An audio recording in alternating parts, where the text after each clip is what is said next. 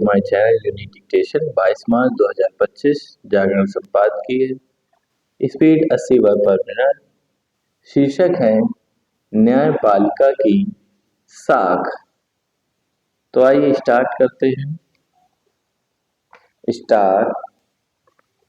करीब एक सप्ताह पहले दिल्ली हाई कोर्ट के जज यशवंत वर्मा के घर लगी आग बुझाने के दौरान वहां मिली बड़ी मात्रा में नकदी के मामले में सुप्रीम कोर्ट का यह स्पष्टीकरण शायद ही सभी को संतुष्ट कर पाए कि उन्हें स्थानांतरित करने के प्रस्ताव का उनके घर पैसे मिलने से कोई लेना देना नहीं। यदि ऐसा ही है तो फिर सवाल यह उठेगा कि उन्हें स्थानांतरित करने का प्रस्ताव क्यों आया, और वह भी उसी इलाहाबाद हाई कोर्ट में जहां वह पहले नियुक्त थे। प्रश्न यह भी है कि स्पष्टीकरण तब क्यों आया जब ऐसी खबरें आ गईं कि नकदी मिलने से हैरान सुप्रीम कोर्ट कोलेजियम ने जस्टिस वर्मा का स्थानांतरण इलाहाबाद उच्च न्यायालय कर दिया।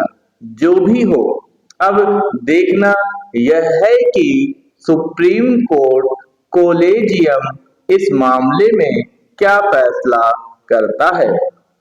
उसका फैसला जो भी हो, स्थानांतरण कोई समाधान नहीं। यह तो संदेह के घेरे में आए जज को दिया जाने वाला एक तरह का संरक्षण ही होगा।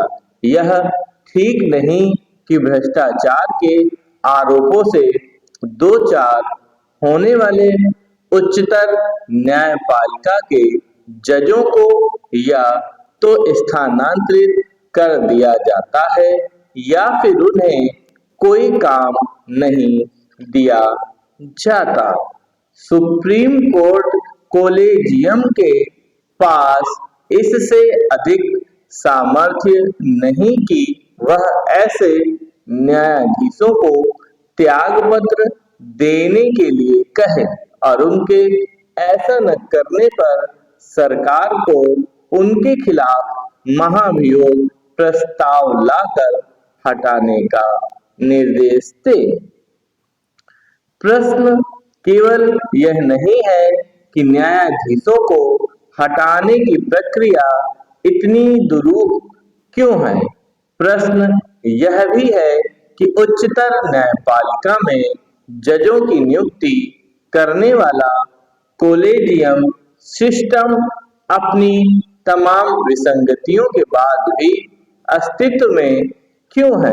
विडंबना यह है कि इन विसंगतियों की स्वीकारोक्ति के बाद भी जजों की नियुक्ति की प्रक्रिया में कोई बदलाव नहीं हो पा रहा है।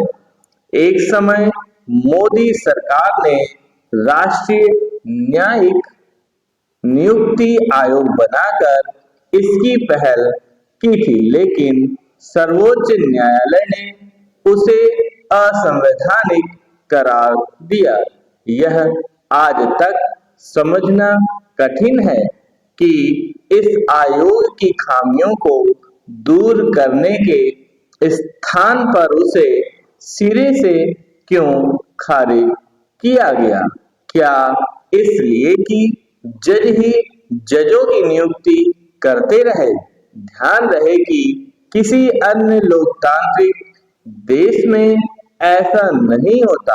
यह सही समय है कि जजों की नियुक्ति प्रक्रिया में बदलाव की पहल नए सिरे से की जाए, क्योंकि जहां कोलेजियम के जरिए होने वाली नियुक्तियों को लेकर सवाल उठते रहते हैं, वहीं न्यायपालिका में भ्रष्टाचार के प्रश्न भी रह रहकर सिर उठाते रहते हैं। ये प्रश्न न्यायपालिका की साख को गिराने के साथ ही उसके प्रति आम आदमी के भरोसे को कम करने का ही काम कर रहे हैं। न्यायपालिका में भ्रष्टाचार एक सच्चाई है। इससे मुंह मोड़ना जीती मक्खी निगलने जैसा ही है। समाप्त।